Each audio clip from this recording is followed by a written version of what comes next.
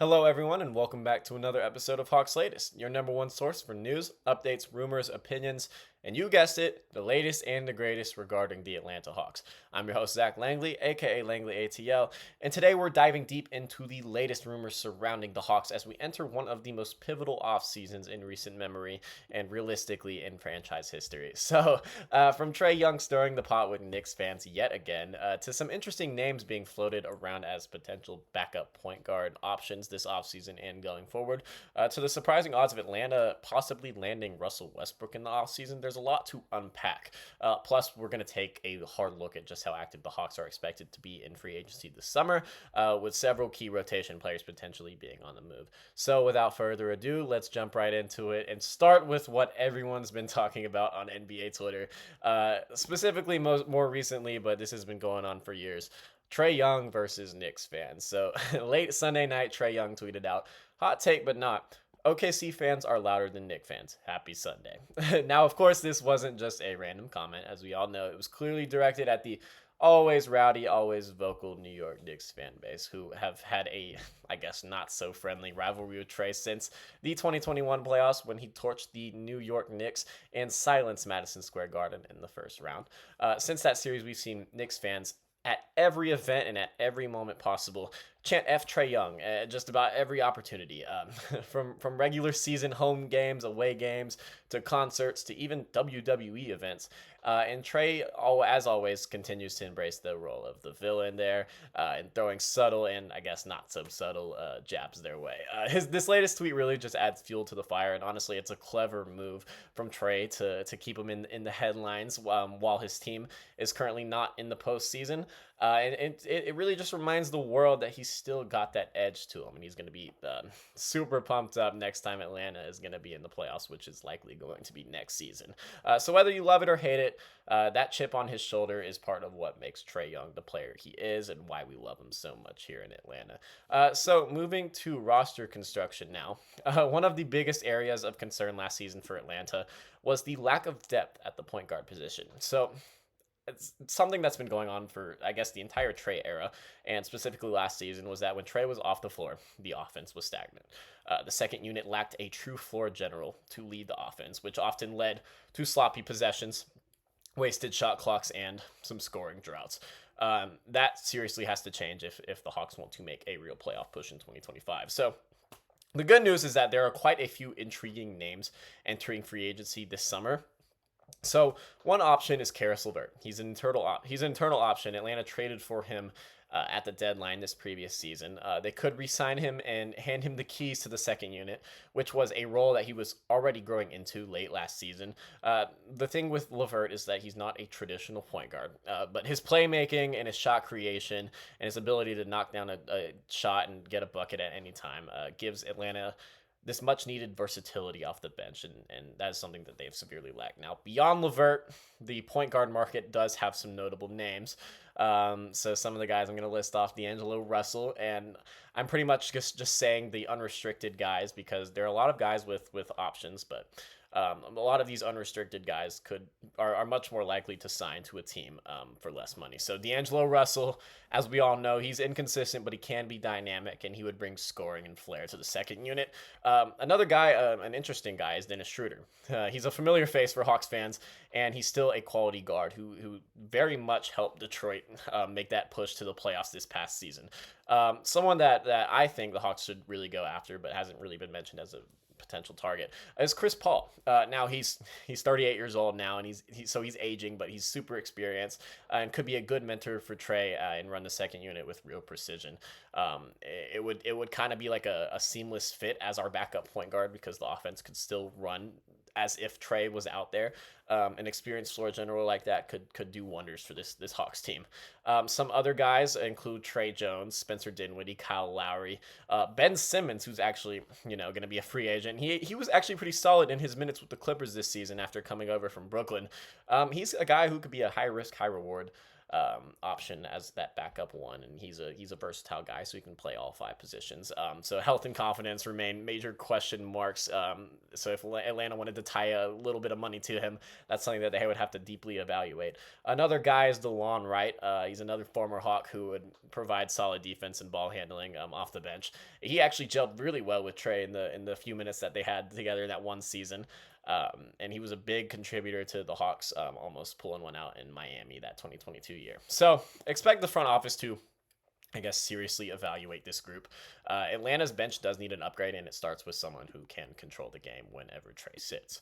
So now here's a rumor that has really, I guess, caught Atlanta fans off guard, has recently come to light in the past few days. Could Russell Westbrook be an Atlanta Hawk? So yeah, you heard that right. According to recent betting odds, Atlanta currently holds the second highest odds to land Russell Westbrook.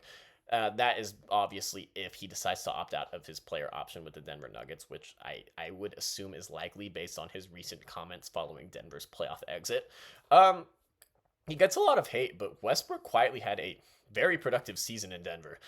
He embraced a true six-man role and occasionally would start in the starting lineup next to Jamal Murray.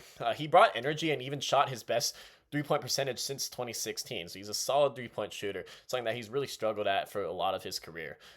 So in the playoffs, he was a difference maker and really contributed to Denver almost making the Western Conference Finals. He helped Denver push the pace. He's always still crashing the glass and making plays. So definitely still an impactful player that could provide some veteran leadership.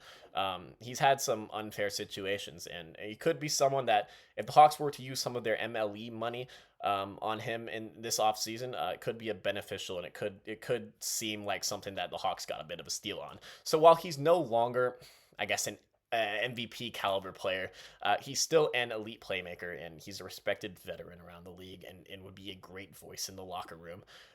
If the Hawks feel they need someone with leadership, toughness, and the ability to carry a second unit offensively, Russ could be a bold fit, and it could be something that they explore this offseason. So it was super intriguing that that the Hawks were second in the odds to land Russ this offseason at, I believe, a plus 700.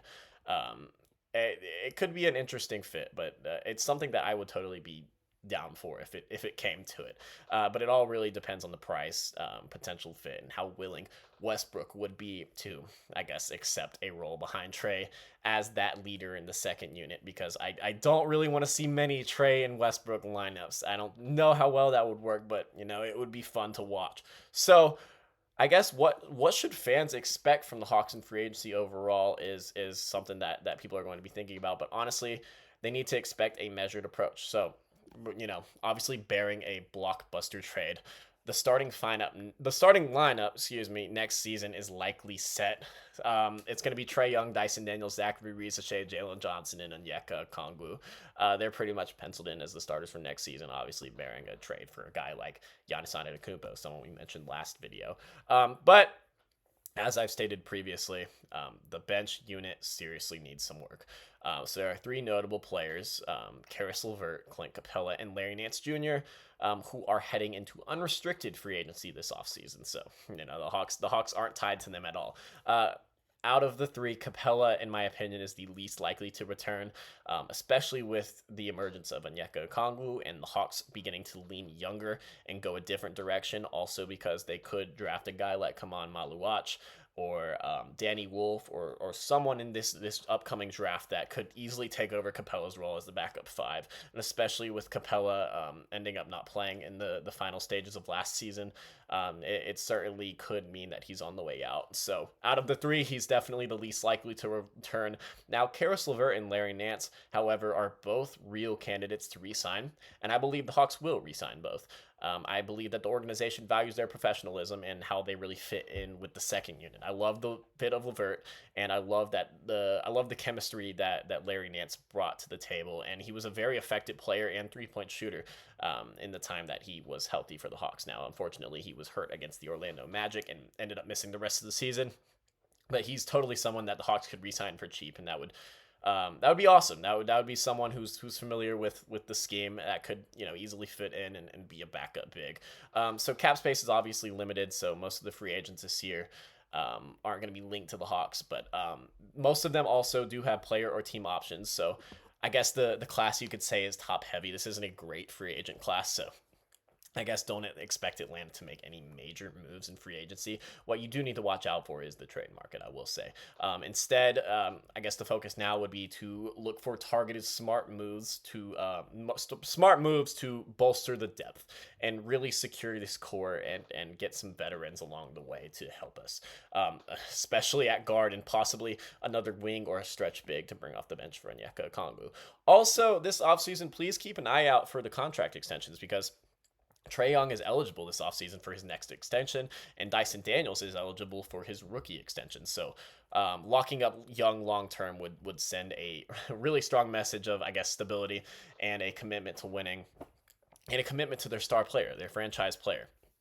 Dyson, obviously, I'm not exactly sure what contract he would entail, but it would probably be in the around the Jalen Johnson range of 25 to 30 million. So if we can lock up Dyson, go ahead and get that core together, that could be something that could be really beneficial for the future of the basketball program. So there you have it. Trae's still trolling. Backup point guards are on their radar. Westbrook is an actual possibility, and the Hawks are gearing up for a strategic free agency period. So let me know what you guys think. Should the Hawks go after Russell Westbrook? Would you bring back Karis LeVert or give someone like Dennis Schroeder or D'Angelo Russell or Spencer Dinwiddie a shot at running the second unit? Let us know down in the comments, and don't forget to like the video and subscribe and turn on notifications so you never miss an update from Hawks Latest. Once again, I'm Zach Langley. Thank you guys for watching, and I'll see you guys next time.